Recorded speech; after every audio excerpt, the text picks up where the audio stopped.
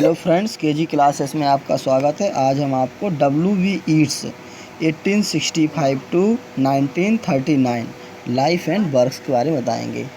William Butler ईस्ट, born at Sandymount near Dublin on June 13, 1865, was the eldest son of John Butler East. W.B. East grandfather Reverend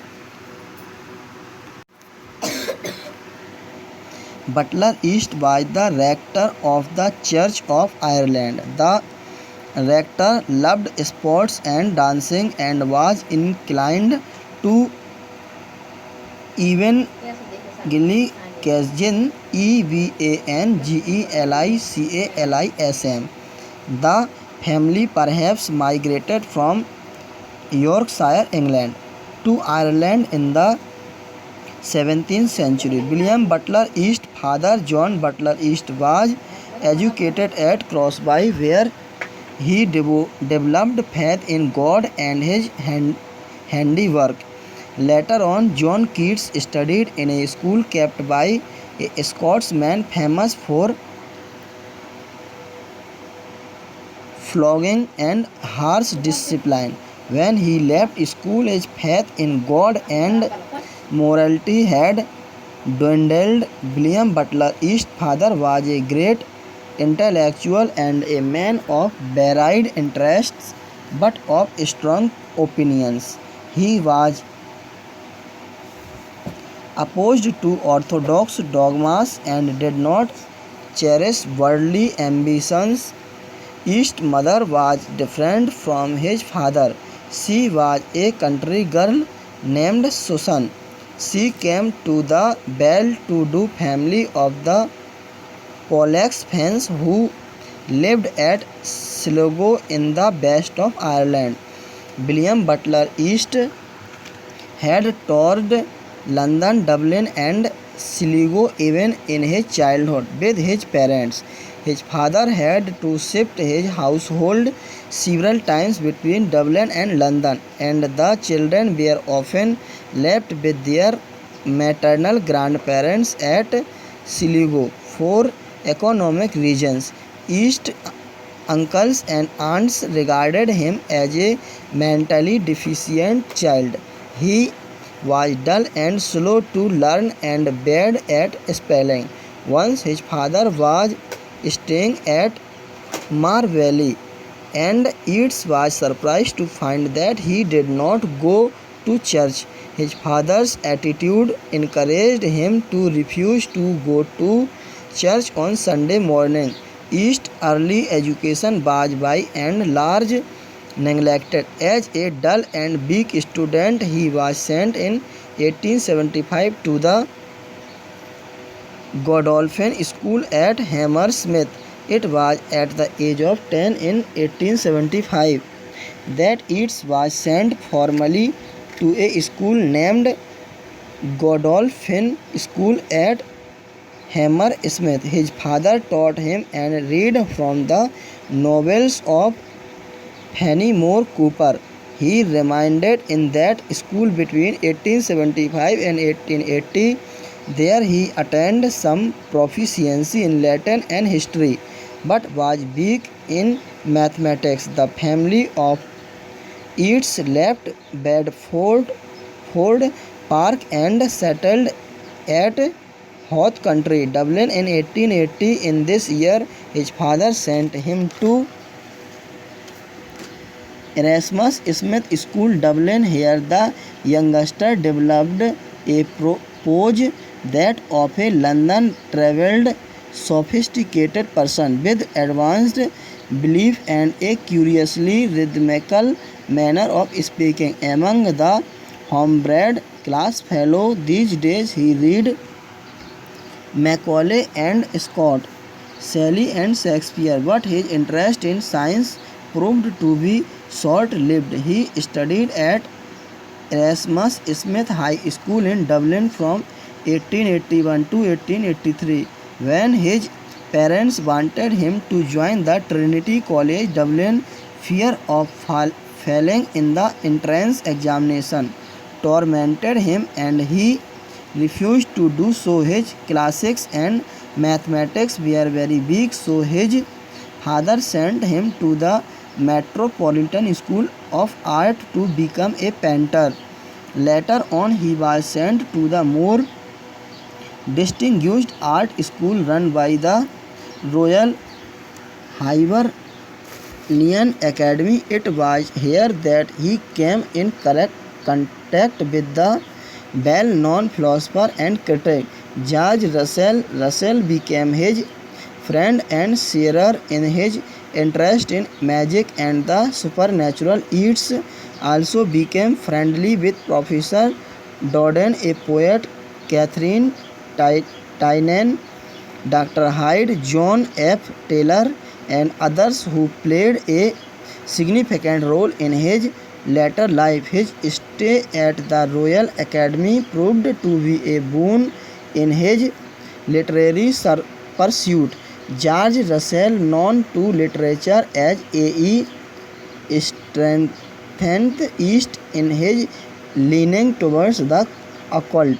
With his encouragement and cooperation, he began writing poetic plays like Vivian and Times, Love and Death, Mosada, and the Island of Statue. In each of these plays, escapism is a dominant common note. His interest in painting languished. Gradually, he began to write poetry in imitation of Shelley and Spenser. Even when William Butler Yeats was at the art school, he plunged himself into the whirlpools of philosophy. His contact with George Russell in the art school had given strength to him in his belief in ghosts and fairies. It was John O'Leary who introduced Maud Gonne in 1888. At that time, Yeats was 23 and was taking keen interest in the Irish nationalistic movement. Maud Gonne was a country girl of an aristocratic family. She combined beauty with nationalistic fervor. She was an extremist. Yeats loved her passionately. This passion changed the course of his life. It affected not only his life but also poetry. It was a kind of phonics experiences for Yeats. Through her fiery and energetic personality, Yeats was to plunge into action. In February 1903, Yeats received a letter from Paris. In his letter, Maud Gonne informed him that she had married Major John McBride to the cultivated, poetic and idealistic Yeats. It came as a severe shock. The one woman who was his all in all had ended by marrying a lot. His heart was broken. His health gave reason for anxiety in the field of art. His collaboration with George Moore ended in a fiasco, and for some years it was feared that he had become a victim to consumption. The tall, beautiful, majestic queen like Maud Gonne was the queen of his heart. It was to attract Maud Gonne that he had become a fiery revolutionary Irish Republican Brotherhood for a time. All to impress Maud, she shared his growing interest in the occult but refused to marry him. Even in 1916, Yeats' love for her was as fresh as in 1889. There is a story that Yeats, having failed in his love affairs with Maud Gonne, turned his amorous attention from the mother to the daughter. For Maud Gonne's daughter by McBride was as tempting in her beauty as the mother had been. Yeats was now 41. Svelte McBride, barely in her teens, After enjoying the fun provided by an old man's love refused to have anything to do with him. The poet came back from Paris a sadder and perhaps a wiser man, though Yeats was keeping himself busy to forget Maud gone, but he could not do so. He had loved her too deeply to forget. In order to forget his sorrow, he once again sought relief in the arms of Diana Vernon. He had developed sexual relation with her. She tried to divorce her husband. Later on, Diana and Yeats retired to a private cottage and had the sexual bliss.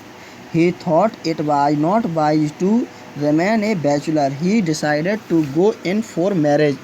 Among Ezra Pound's friends was one Gargi Hyde. Les East had known her as a medium for something like him. She was a member of the Order of the Golden Dawn. In October 1917, East married her, and the marriage bed solved his antinomies. It was from this time on that East's stature as a poet grew, using his wife as a medium. East drew out a whole scheme of life and published it privately as Vision 1917. Yeats was growing old, but his wife was still young. He wanted to be a young man once again. For this purpose, he underwent an operation, Baron Knapp operation, in 1934. For a time, his youth revived, but the revived jest was temporary. He went to Mogorka in search of peace, where he met Purohit Swami.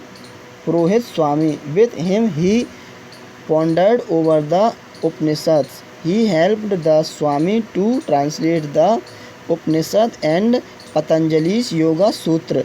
His wish was to plunge himself into impersonal poetry. He wanted to write a sort of European Gita. The crisis came on January 28, 1939 at Cape Martin in the south of France. In other words, we may say that he sailed to his Byzantium. He was buried temporarily in the contemporary of Roquebrune. After the Second World War, his body was brought to Drumcliff. His main work, 1889, Crossways, Crossways, 1893, The Rose, 1899, The Wind Among the Reeds, 1903, In the Seven Woods, 1904, Collection of Plays, 1910, The Green Helmet and Other Poems, 1914, Responsibilities, 1917, The Wild Swans at Cooley, COOLE, 1921, Michael Roberts and the Dancer, 1926, Autobiographies, 1928, The Tower, 1933, The Bending Stair and Other Poems, 1935, A Full Moon in March. Thanks, best of luck.